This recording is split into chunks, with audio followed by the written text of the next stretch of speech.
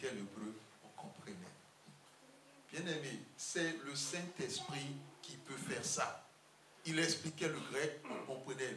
Il y a des amis qui nous entouraient. Ah, viens m'aider. On était à la faculté de théologie. À la fin de l'année, en hébreu, on avait 18 de moyenne sur 20. Et en grec, 17 de moyenne sur 20. Pour dire tout simplement une chose, lorsque tu demandes, on le dit dans ces, mais ça peut être même ton domaine d'activité, ça peut être la profession que tu exerces.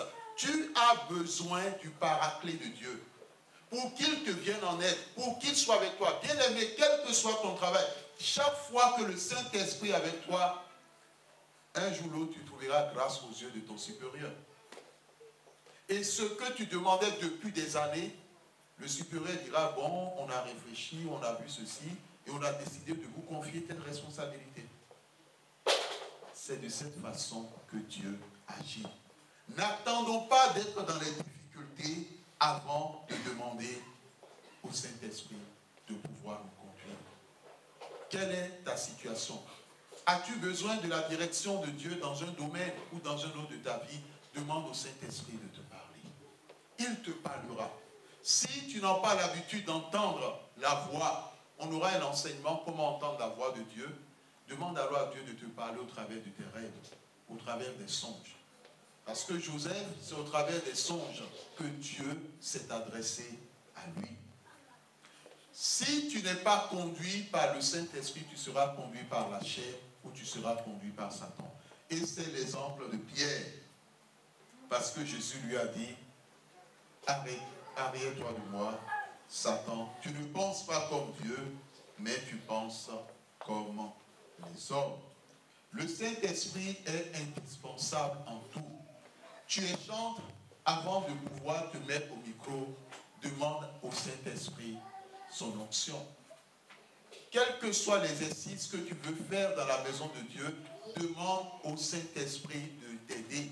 Même si ce n'est pas dans la maison de Dieu, même si c'est ailleurs, même dans tes activités, tu viens, tu dis Saint-Esprit, j'ai besoin de toi aujourd'hui pour que tu me conduises. Quand le Saint-Esprit te conduit, tout ira bien. Même si l'ennemi avait prévu en ce jour un projet contre ta vie ou bien contre toi en utilisant des collègues ou pas, le Saint-Esprit va annuler et détruire tout cela. Parce qu'il est là, il avance avec toi. Bon, si tu es de ceux-là qui laissent le Saint-Esprit à la maison pour aller faire tes activités, il restera à la maison. Mais si tu veux qu'il te conduise, qu'il aille avec toi partout et qu'il fasse toutes choses avec toi, nous parlons de l'exécution parce qu'il est déjà en toi. Sauf si à un moment donné tu l'as attristé, alors là tu le laisses à la maison. Parce qu'il y a certaines personnes qui attristent l'Esprit de Dieu. Mon frère, ma soeur, aujourd'hui c'est une introduction. Simplement pour dire, il faut que le Saint-Esprit soit ton ami. De la façon dont tu t'adresses à ta fille, dans le bon sens bien sûr, ou à ton prochain, de cette façon, parle au Saint-Esprit. Il t'entend. Peut-être quelqu'un peut dire, mais tu es fou, tu parles à qui? Tu parles seul? Non. Tu lui diras, non, tu ne parles pas seul. Tu parles avec le Saint-Esprit, il est là. Quelquefois, lorsqu'il est là, il y a un vent doux. Et quelquefois, lorsqu'il est là, il y a un feu. Il y a un feu. Surtout lors des délivrances.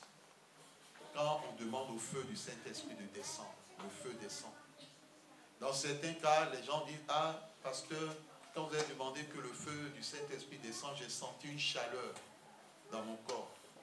Il y a d'autres personnes, je me rappelle, un ami qui, au départ, lorsqu'on lui parlait de Jésus, dit, oh, laissez-moi ces histoires-là, ça ne m'intéresse pas. C'était son discours. Laissez-moi ces histoires, ça ne m'intéresse pas. Mais dans sa famille, son frère était converti, devenu enfant de Dieu et a commencé à exercer le ministère. Pendant les vacances, il est allé dans son pays et il a commencé à voir ce que son frère faisait. Et ce jour-là, les gens ont prié pour lui. Il a reçu le baptême de feu. Bien-aimé, comme c'est quelqu'un dont la vie était dissolue, il allait avec les prostituées, il vivait comme il voulait. Mais ce jour-là, quand le feu du Saint-Esprit est descendu, la seule chose qui sortait de sa bouche, je brûle. Il se tortillait, il pleurait. Ça a duré toute une journée. Ah oui, parce que Dieu voulait le purifier. Aujourd'hui, quand il impose les mains aux gens pour la prière, même si la personne a la sorcellerie dans le ventre, la sorcellerie sort. Parce que la puissance de Dieu l'a saisi. Et quand la puissance de Dieu l'a saisi, quand il est revenu des vacances, il est venu, il a dit, il veut me voir. J'ai dit, quel est le problème? Il a dit vraiment, il veut me demander pardon.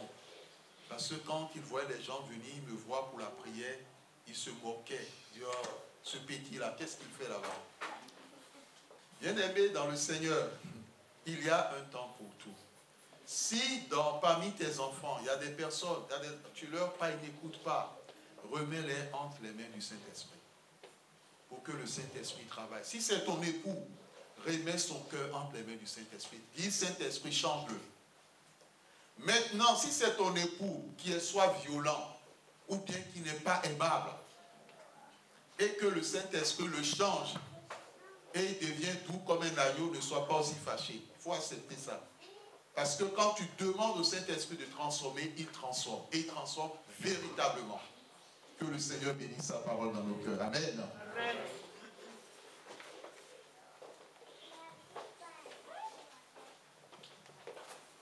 Nous avons la certitude que ceux qui demanderont à l'Esprit de Dieu de prendre la direction des choses dans leur vie, je suis convaincu que les jours à venir viendront témoigner. En disant, il y avait telle chose, ils ont dit, Saint-Esprit, que tu me dévances, que tu me précèdes, que tu agisses, et le Saint-Esprit s'est manifesté.